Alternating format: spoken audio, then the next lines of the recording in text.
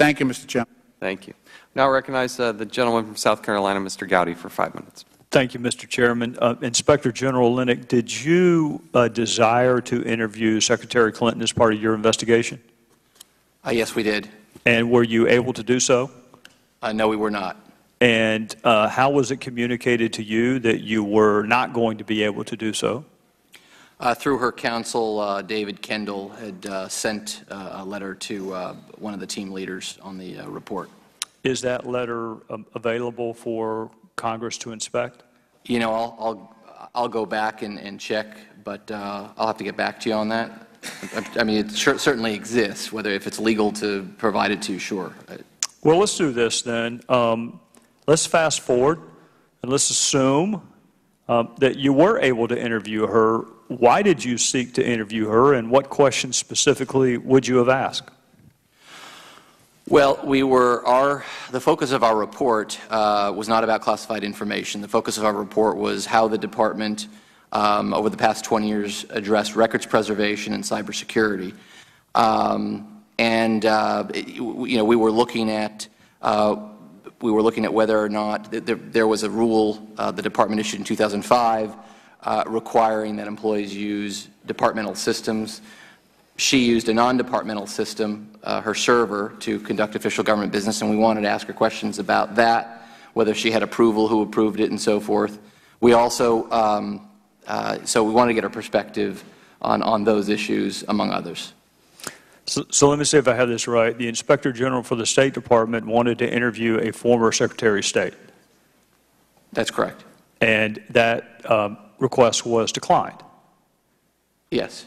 Well, at first blush, it sounds like your question was a reasonable one. You want to make sure that the information is safeguarded and protected and archived consistent with law. So I wonder why you weren't able to interview her. You given a reason? Just the reason that I articulated before. Other than that, I would be speculating. What other questions, and if you need to ask any of the wonderful folks with you, what other questions would you have sought to ask the former Secretary of State? Well, we also looked at records preservation, and the rules required certain that she print and file her emails, and that she, you know, make sure that they're part of the agency record-keeping system. We would have asked her about that. We would have asked her about some of the attempts to hack her system, at least as expressed by her some of her staff, which we've identified in our report. We probably would have asked her about that. So those are the kinds of things, her state of mind and so forth. I don't think you were in the room for Director Comey's testimony, and I don't know whether or not you had access to it in the back. Are you familiar with his testimony that convenience was one of the intentions the former secretary had in having this unusual email arrangement with herself? No, I don't recall that, but I did watch parts of the testimony. All right. He did cite convenience as one of the factors. Do you know when her emails were returned to the State Department? They were returned 21 months after she left the department. What was going on the second month after she left that made it inconvenient to return them then? I wouldn't be able to comment on that. How about the fourth month? Again, I just don't know. How about the one-year anniversary? Same answer. Do you know what possibly could have inspired her to begin searching for those records? Well, she did receive a request from the department to return records in accordance with their obligations under the Federal Records Act and NARA regulations. But that obligation didn't manifest itself 21 months later. That obligation was present the day she left office. And one of our findings was, along with Secretary Powell, that both of them failed to surrender their records, their personal records containing government business, when they left the department, thus depriving the department of having those records as part of the agency record-keeping system. And I assume you probably would have asked the former secretary, had you had an opportunity to do so, why it took 21 months to return public record. And just so there's no, I mean, nobody likes Congress. I get that. We're not sympathetic. But there are FOIA requests that would have been received by the State Department during that time period, right? Possibly. How would those FOIA requests have been responded to and complied with if they didn't even have the records? Well, as we identified in our previous report on FOIA, it would have been difficult if the records are not part of the agency record-keeping system to respond to FOIA. I'm out of time, but I know the chairman will give me one more question since he's given a lot more than one more question to other folks. I want you to assume an absurd hypothetical that Secretary of State has exclusive use of personal email and that she is corresponding with someone who also uses personal email. You with me? I'm with you. How in the world is the State Department ever going to capture that email? It would be, and this is something we addressed in our FOIA report, it would be difficult because... That'd be a challenge, wouldn't it? It would, because only records under the agency's control are subject to FOIA. So in other words, the department wouldn't be able to reach in necessarily to a private account. So well, you wouldn't even know about it, would you? If it's personal to personal, how would you know about it? You wouldn't know about it. All right, well, I'm barely out of time. Thank the chairman. I thank the gentleman. We'll now recognize Mr. Cummings for 7 minutes. Inspector General Link and Inspector General McCullough, on March 9, 2016, 7 committee ranking members of the United States Congress from the House and the Senate sent you a letter. I signed this letter along with the ranking members of both the Senate and the House Intelligence Committees, the House Foreign Affairs Committee, the Senate Foreign Relations Committee, and the House Armed Services Committee, and the Senate Judiciary Committee. Are you both familiar with the letter? Yes, sir. Are you, Mr. Yes, Link? I am. Mm-hmm. The letter asks you 13 questions. To date, neither of you has answered one single one of those questions. Why is that? So we have responded to the letter, and in the response to the letter, that has led to several individual member meetings, and we have offered member meetings to all the members who had concerns so that we could address them, and the member meetings I have had directly addressing those questions. And so, I would re-extend that offer to you, Ranking Member. Well, let me. On May 16th, 2016, Mr. Scott, you provided a response that was written in such a way that it was overclassified at the secret level. Was it really necessary to classify your response that way? And why did you write a response that could be publicly, why didn't you just do one that could be publicly available? It wasn't overclassified, Ranking Member Cummings. There was a lot of concern by members who did not have access to certain of the emails, and I wanted to make sure that anyone receiving and reading that letter would understand that if I was coming to brief, I wouldn't be able to brief on the one set of emails that are ORCON with one of the agencies. All right, now, Mr. Link, you responded on May 25th, 2016. You had a short letter, too. I did. Wow. Like Mr. McCullough's letter, it failed to answer any of the specific questions from the ranking members. You both received follow-up letters, again, posing the same 13 questions.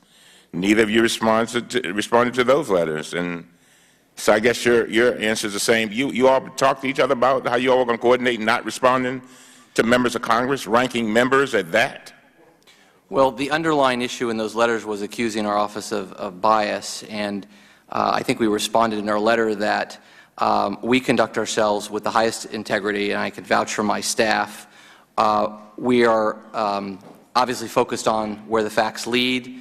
We're independent, and we've worked very competently on our reports. And I think our recent report, the evaluation on records preservation and cybersecurity, speaks for itself. No one has contested or challenged our findings or recommendations. And in fact, the State Department has accepted the findings and recommendations. And we explained that in the letter. We explained that we have had bipartisan contacts with Congress. So let me ask you some questions because I'm running out of time.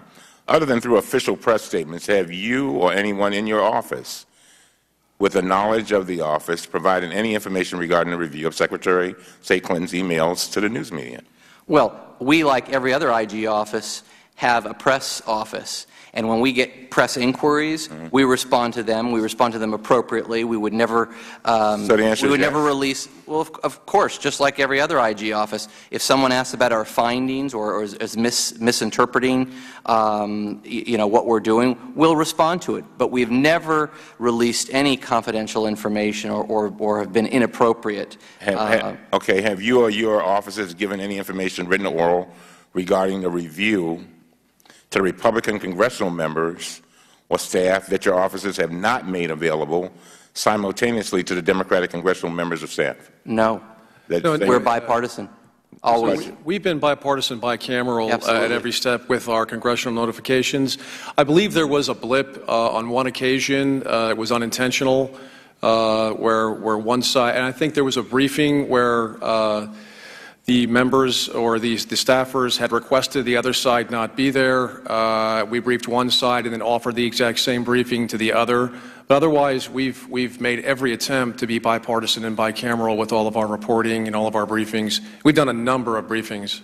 The letter said, and I quote the same letter that we sent you, it says, last week a potential whistleblower in the office of the State Department Inspector General publicly accused the office of having an anti-Clinton bias. What are the policies and procedures for employees of your offices to report concerns regarding ongoing investigations, including concerns of bias within your offices? Mr. Ling. Well, if there are any issues about conflicts of interest, we would, as a matter of course, we would take action if there was an issue. But let me just say that I've been, prior to my having become an IG for the last 6 years, I was a career prosecutor for 16 years.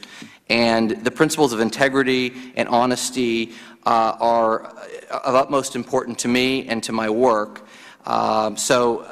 These allegations are entirely unfounded. Our work speaks for itself, and we will follow the facts wherever they lead. Yeah, well, partisan politics has no bearing on what we're doing. Well, this committee has a reputation for going after people who interfere with whistleblowers, and that's why I have to ask you. This was a whistleblower who, an anonymous whistleblower. Well, he publicly accused the office. It was anonymous. We have no idea who or what, but these are unfounded allegations. This was before our report was issued. I think our report speaks for itself. Let me ask you this. Did you have a response to that, Mr. McCullough? I would echo. And do it briefly, because I got one more question. I would echo IG Lennox's response. Tell me something. What happens when you all disagree on things that should be classified? One of the things that bothers me about this whole thing is this retroactive classification. People on this committee may have committed a crime. I'm just telling you, by releasing things that were later retroactively classified.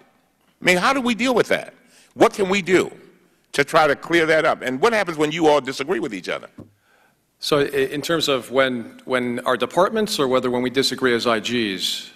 Yeah, when you disagree as IGs. In other words, your departments say one of your departments say there's something that should be classified. The other one says it doesn't deserve that kind of classification. What happens then? Is there an arbitrator or whatever? Well, because this stuff leads to crimes, as you well know. Well, we don't make classification determinations. What can we do to help with that? So as IGs, we don't make classification determinations. You're talking about when a department disagrees with another department. Yes. That happened in this case. So you had the State Department, and I did hear Director Comey's testimony with respect to this up classification, and that was relative, despite my years in the federal government, that was a relatively new term to me. I think that is a fairly common occurrence in the State Department. What I can say is that the emails that we reported to Congress in the congressional notification, we focused on those. Those were not up-classified, sir. Those were classified when they were sent and when they were received. So we were focusing on those. Now, if there is a disagreement, and I think what you're getting to is there was this parallel reporting issue where I believe there was an email or two the State Department thought that they had received it from a different source. What I can tell you there is the agency that we dealt with and facilitated the classification on that's one of the agencies who completed declarations for us, and they disagreed with the supposition that the information came from a parallel source. They believe that information, they are the information owner for that information. Some of it was very specific. I can't get into why it was their information in an open forum here, but some of the information was specific enough to tell where it would have come from. Are you all going to answer the 13 questions? I think we'll get together. If you're not satisfied with No, I'm where not you are right now, satisfied. we I'm not. will come and brief you in person if you like. Yes, I would. I will get together. Yes, sir. Thank you. I appreciate it.